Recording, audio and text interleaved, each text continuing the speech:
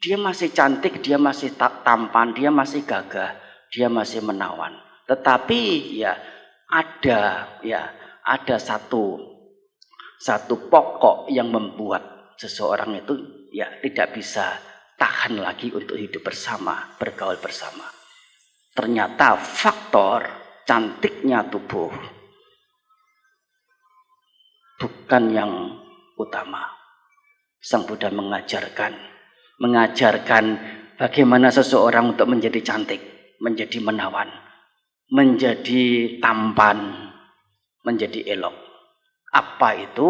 Tidak lain adalah sabar. Kesabaran ini menjadi sabar, menjadi tabah, menjadi penuh dengan kelemah lembutan. Lengkapnya pasangannya sabar dan lemah lembut. Kita bisa lihat dalam satu pertemuan yang setengah resmi seperti ini, apalagi yang sangat resmi, seseorang yang karena panas sedikit atau lapar sedikit, suaranya sudah enggak keru-keruan, muncul kata-kata yang kasar, kata-kata yang kotor. Atau mungkin muncul tindakan-tindakan, sikap-sikap yang tidak manis, buka baju atau apa aja dimakan serobot karena sudah lapar. Ya lapar sedikit tahan. Ya, panas sedikit tahan, sakit sedikit tahan, meskipun tidak biasanya duduk bersimpuh seperti ini lama-lama. Tapi dengan tidak tahan ini, seseorang bagaimana bersikap manis, bersikap cantik, tidak dengan secara kasar. Bagaimana kita memandang, punya perasaan terhadap orang yang seperti itu. Mereka adalah orang yang tidak anggun, tidak cantik, tidak tampan.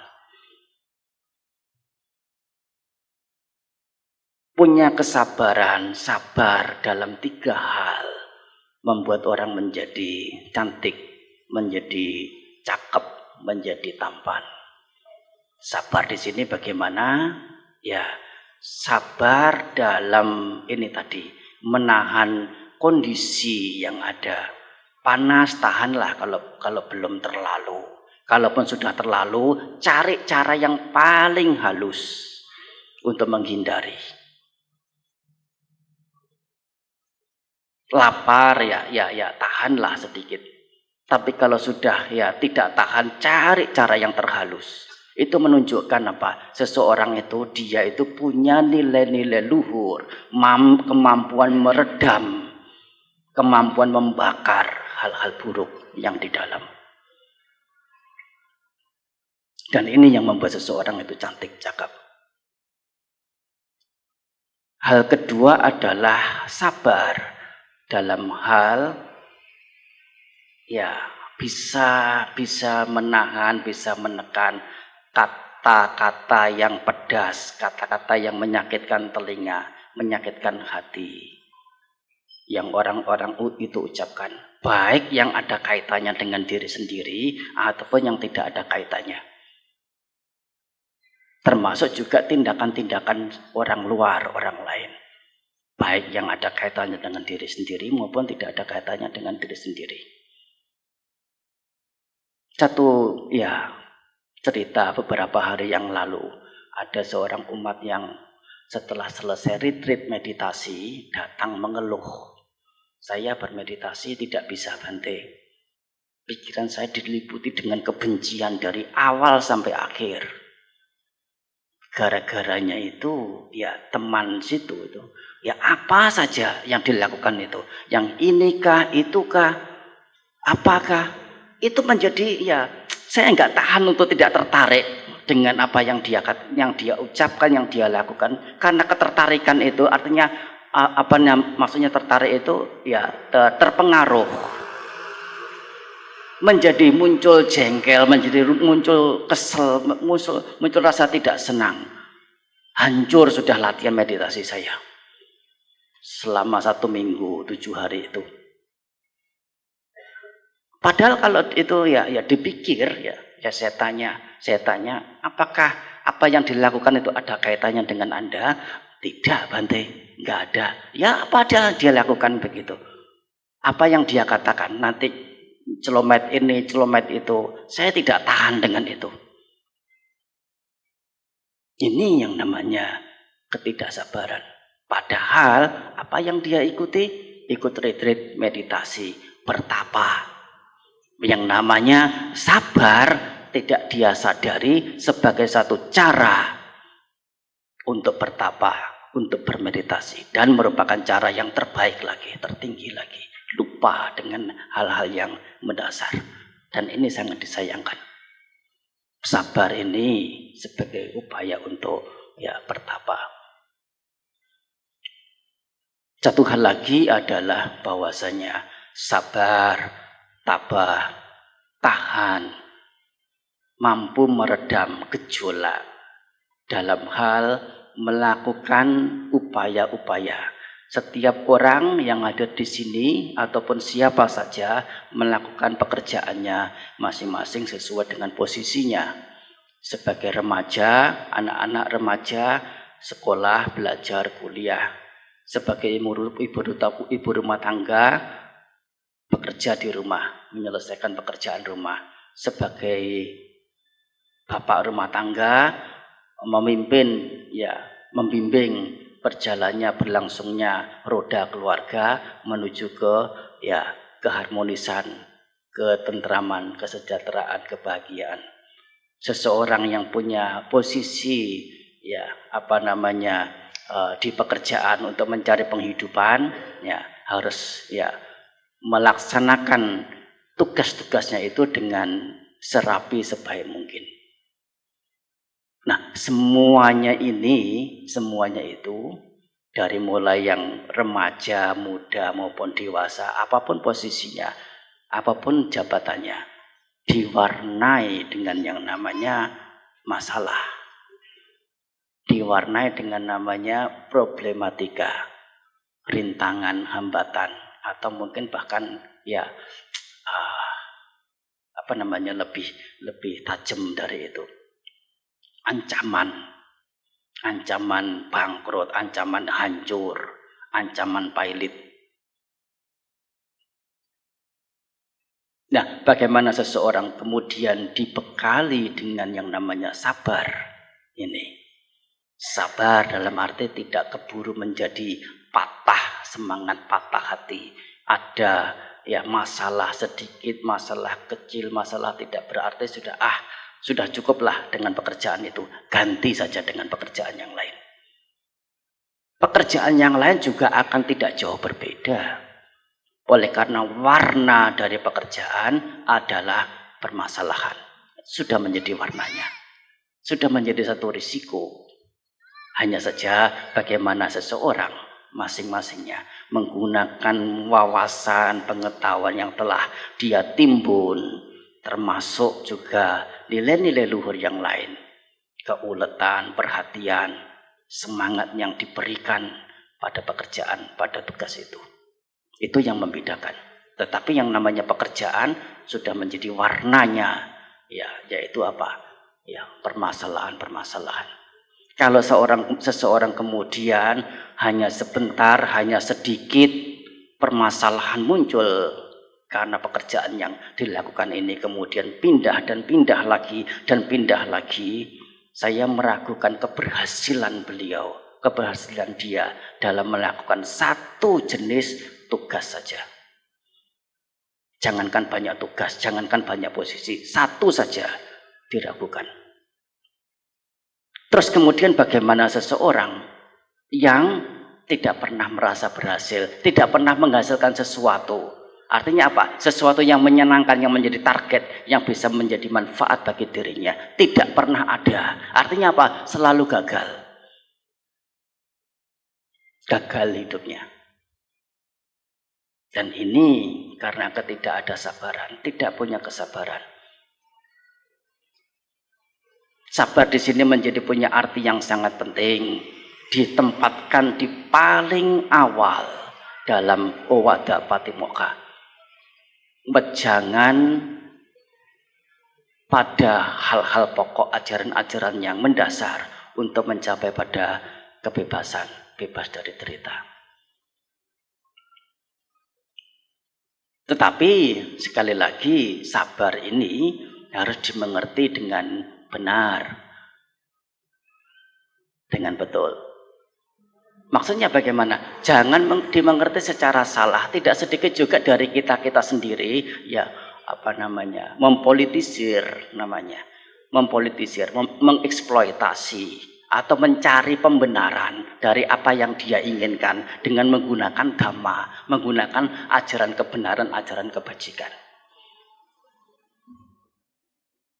Yang semestinya dia bekerja, tiba di kantor itu jam 8, ya setengah 8 itu kalau perjalanan itu setengah jam, dia sudah keluar dari rumah.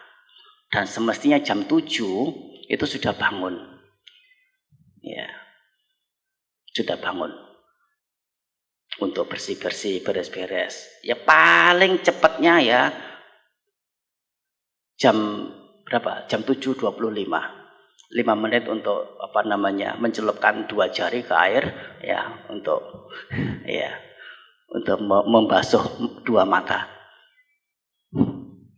Paling cepatnya begitu. Tapi ini setengah 7 juga sudah. Jam 7.35 juga sudah. Dibangunkan, cepat bangun, kamu harus kerja, nanti atasanmu marah, kamu dipecat. Sabar. Sabar. Gak bisa sabar, ini gini. Nih, saya, Anda, ya Ibu, ya semestinya ingat sama ajaran Sang Buddha. Harus sabar. Ini salah satu penyalahgunaan, penyalahartian makna kata kesabaran. Nilai-nilai luhur dipelintir, dipolitisir, dieksploitasi, ya dijadikan ya pembenaran untuk keinginan secara pribadi. Secara jujur seseorang itu melaksanakan dhamma. Dikatakan dhammanu dhamma pati-pati. Artinya apa? Melaksanakan dhamma sesuai dengan dhamma apa adanya itu. Bukan dengan anggapan sendiri, bukan dengan pengertian sendiri. Apalagi dengan pembenaran untuk tujuan-tujuan sendiri. Sabar di sini tentunya bukan hanya untuk tujuan mempercantik diri. Tentunya bukan. Meskipun pasti, yakin seseorang yang melaksanakan kesabaran ini cantiknya, tampannya akan jauh berkali lipat, sekian kali lipat dibandingkan dengan ya indahnya tubuh karena berhias, mempercantik diri.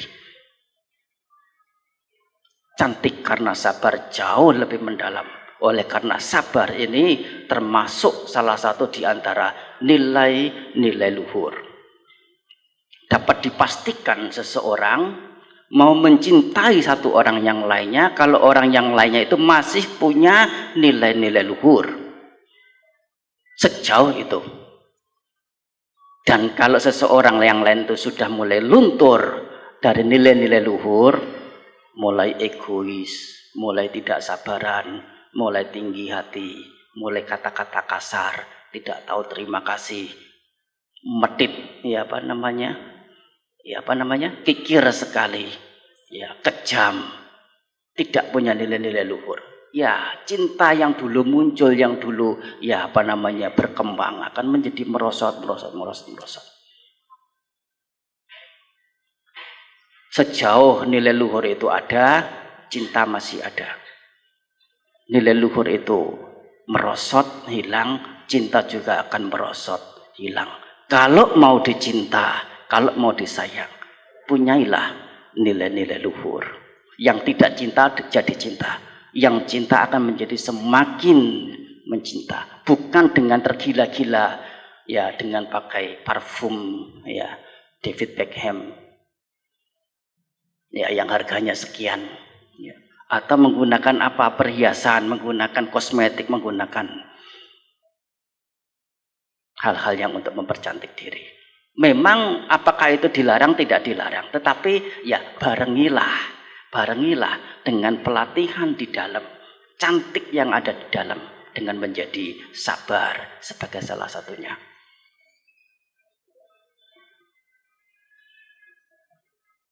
Dan ini adalah sabar yang Sang Buddha ajarkan. Beliau mengajarkan ini bukan kepada kita pada waktu itu, pada saat Owada Patimokkha ini disampaikan, dibabarkan. Tetapi kepada para pertapa yang kesemuanya telah suci, tetapi sabar ini ya beliau ya tentukan, beliau tetapkan sebagai ajaran mendasar bagi siapa saja. Dan yang namanya sabar ini dikatakan adalah cara bertapa yang tertinggi. Apa itu bertapa? Adalah untuk mencapai kesucian, untuk mencapai ketenangan, untuk mencapai kebijaksanaan, untuk mencapai manfaat, mencapai kebahagiaan yang paling luhur, yang paling tinggi. Bagaimana kita bisa mempertimbangkan untuk mengambil yang namanya sabar ini, menjadi akrab dengannya, melatih di dalam menumbuhkan sabar. Ini adalah pelatihan yang mendalam. Menjadi suci juga karena sabar. Cukup untuk ingin cantik, menjadi tampan juga dengan sabar ini. Ini satu baris dalam Owada Patimokkha yang ada 3 bait. Saya tidak akan berpanjang lebar dengan uraian. Ya, saya khawatir akan menjadi bertele-tele dan membosankan. Suasana Magha Puja pada hari ini saya sangat senang dihadiri oleh sekian banyak para bante, umat-umat yang datang dengan penuh keyakinan. Ini merupakan satu bentuk dari setiap orang menyadari atas tugas pada diri sendiri, bukan tugas untuk wihara. Ya, kalau nggak datang ke wihara nanti nggak enak sama wiharanya, nggak enak sama bantenya, nggak enak sama pengurusnya, nggak enak sama saya ini kan umat Buddha kok jarang ke wihara. Jadi karena sudah menjadi umat Buddha, jadi merasa menjadi satu tugas, menjadi satu beban untuk datang ke wihara. Tapi datang ke wihara sini dengan sadar akan tugas untuk diri sendiri. Apa itu? Ya, mendapatkan pengetahuan dhamma, nilai-nilai bajik, melaksanakan nilai-nilai luhur, kebajikan-kebajikan. Oleh karena semua itu adalah bagaimana seseorang mengantar diri pada manfaat. Ini yang seseorang patut lakukan untuk diri sendiri, dan melakukan untuk diri sendiri ini luar biasa menentukannya, maksudnya sangat menentukan. Apa yang orang tua lakukan, ibu bahkan ya, jangankan ayah, ibu pun tidak ada artinya. Walaupun ini bukan berarti saya merendahkan ya apa yang ibu bapak telah lakukan terhadap putri-putranya. Sangat besar, tetapi yang sangat besar itu masih sangat sedikit dibandingkan dengan apa yang semestinya diri sendiri lakukan untuk diri sendiri. Bagaimana supaya tidak dipenjara, bagaimana supaya tidak dikejar-kejar, bagaimana supaya tidak sakit-sakitan karena sembarangan dalam mengkonsumsi obat, dalam menindakkan hal-hal yang tidak pantas, tidak patut, yang riskan pada hukum, ya hukum negara, hukum norma. Ini bagaimana untuk dihindari semua itu bagaimana? Apakah orang tua yang selalu 24 jam setiap detiknya memantau kita anak-anaknya, jangankan anaknya 12, anaknya 1 pun tidak mampu. Tidak mampu. Bagaimana kemudian tiap-tiap individu orangnya punya tanggung jawab terhadap diri sendiri. Ini yang mendatangkan, yang mengarahkan pada manfaat atau kerugian. Bukan dari apa yang orang tua, ibu ayah, atau family-family yang lain lakukan untuk diri kita. Dan salah satunya ini adalah upaya datang ke sini, adalah upaya menumbuhkan diri pada nilai-nilai luhur, nilai-nilai bajik. Sang Buddha mengatakan, natang peta nak tang mata pita kajira anye wapi jak bantawa sama panehitang citang seya so nang tato kare di, yang artinya bukan ibu, bukan ayah atau bukan famili kerabat yang lain yang akan membawa seseorang pada manfaat, tetapi mengarahkan diri secara benar, secara bajik ini akan membuat seseorang itu menjadi luhur, mencapai manfaat-manfaat. Saya tutup dengan syair di Dhammapada ini, uraian Dhamma yang berkaitan dengan Magha Puja dan peringatan tahun ke-14 mendiang Bante Khema Sarano Mahathera. Selamat memperingati Hari Suci Magha Puja.